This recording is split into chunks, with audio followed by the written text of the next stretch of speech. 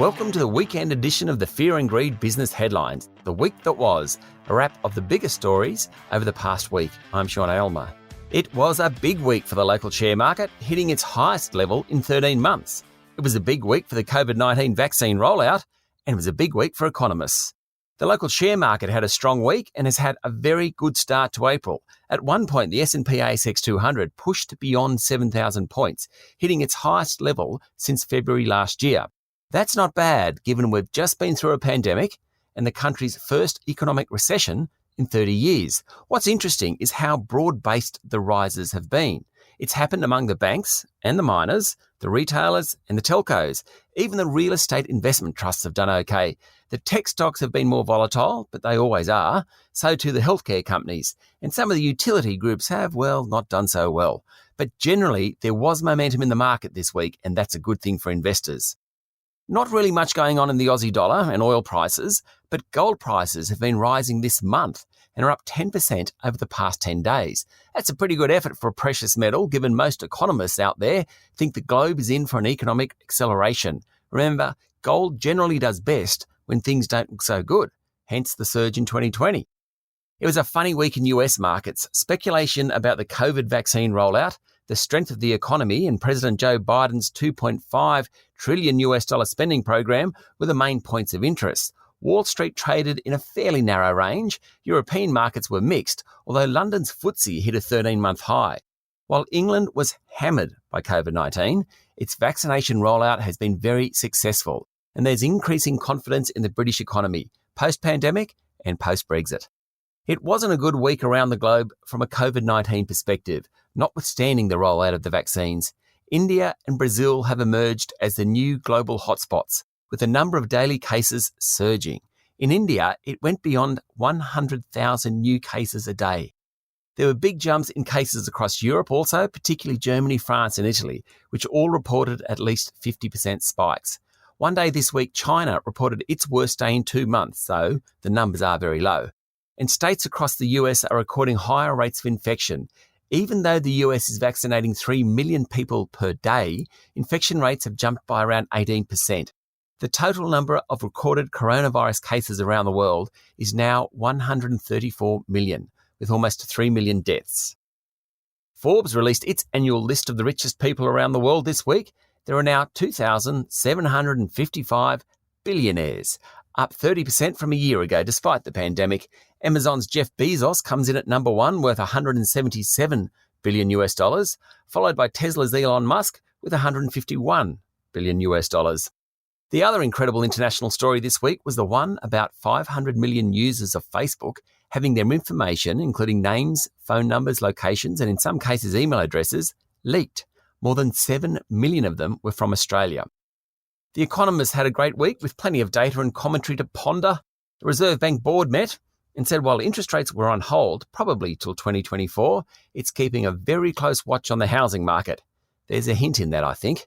The central bank also said the economy had recovered much faster than expected, but there was still plenty of spare capacity in the market. That means there's room for more jobs and wage rises without seeing a jump in inflation.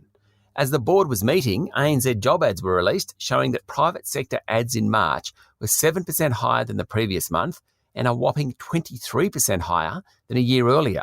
Ads are at a 12-year high, which is great news given JobKeeper ended last month. Let's hope the job ads flow into real jobs. Meanwhile, there was a bunch of global economic forecasts this week. Some of the more interesting came from the International Monetary Fund, which said China will drive growth in coming years, while US and India will be the next two biggest contributors, followed by Japan and Germany. And the World Economic Outlook said 95 million people fell below the threshold of extreme poverty last year.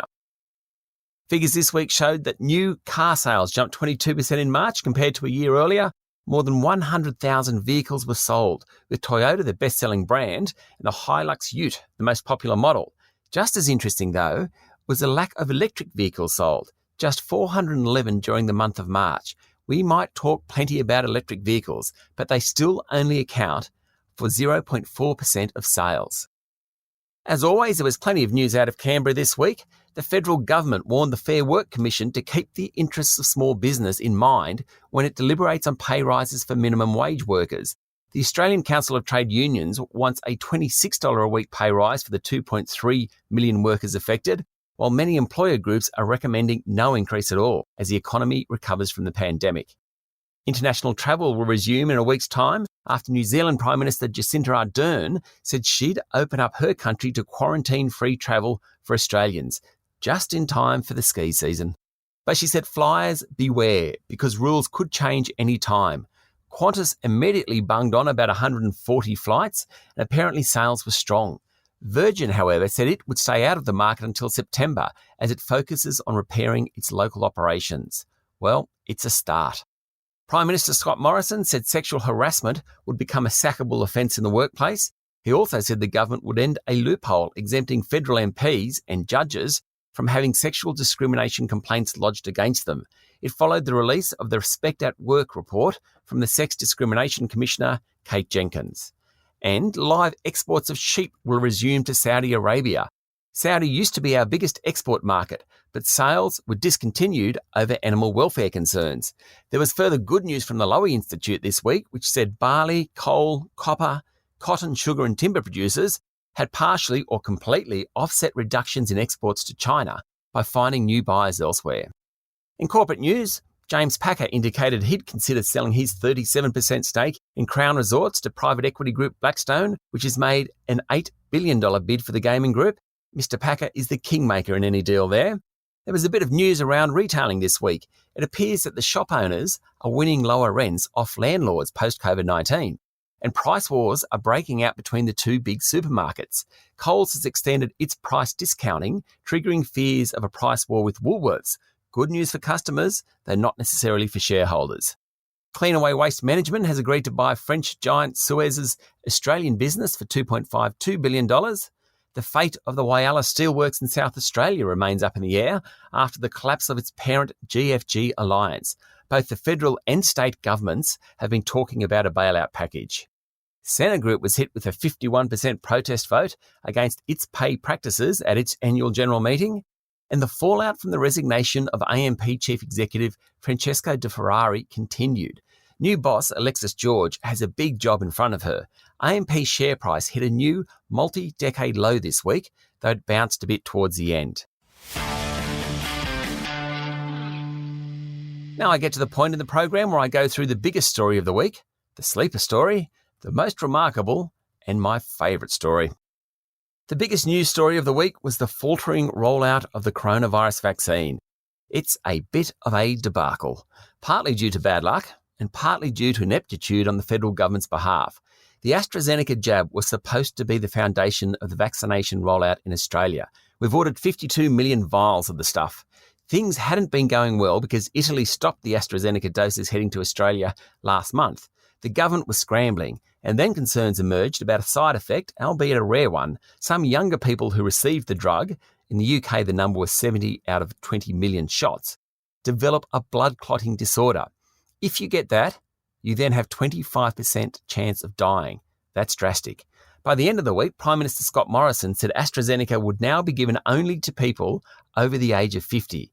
Yes, the chance of getting the side effect is extremely rare, but the consequences are extremely dire. And it means Australians won't be vaccinated anywhere near as quickly as first forecast. The sleeper story of the week was the one about global tax laws. Okay, it's not going to get everyone's heart racing, I get that, but I'm excited about it. The United States is pushing OECD countries to introduce rules that force companies to pay taxes where they make the money. That's not how it works at the moment. Instead, the big companies use accounting techniques that are legal to pay tax in lower rate jurisdictions. It means, for example, that the big tech companies pay relatively little tax in Australia. In fact, the Financial Review last year worked out that local media companies like Nine Entertainment paid an effective tax rate 100 times that of Facebook and Google. It works the other way too. Much of BHP and Rio Tinto's revenues come from China, yet the Australian government earns tax from those sales. But overall, it seems if the idea from the US government is implemented, it would be very good for Australia's bottom line. The most remarkable story came out of Australia Post. Not often do we get an insight into the workings of corporate Australia. But this week, in a Senate inquiry into why former boss Christine Holgate quit Aussie Post, Ms Holgate came out swinging, saying her former boss lied to Parliament and destroyed her career. She said she needed mental health support and medication since she was forced to resign in November last year, and she said she was humiliated by Prime Minister Scott Morrison. Her chair, Lucio Di Bartolomeo, rejected the claim, saying he wanted her to come back to work, but she quit. At the centre of the dispute is Ms Holgate's decision to award senior employees Cartier watches as bonuses. Doesn't matter if the business is big or small, it always comes down to how people get on with each other. My favourite story this week was the one about sales of thoroughbreds. At the Inglis Easter sales, $132 million worth of horseflesh was sold with a clearance rate of 88%, and local buyers were back purchasing. I think I've just outed myself as a fan of the races. And that's everything you need to know from the last week. I'm Sean Aylmer, and I'll be back on Monday morning with the Fear and Greed business headlines. I look forward to your company then.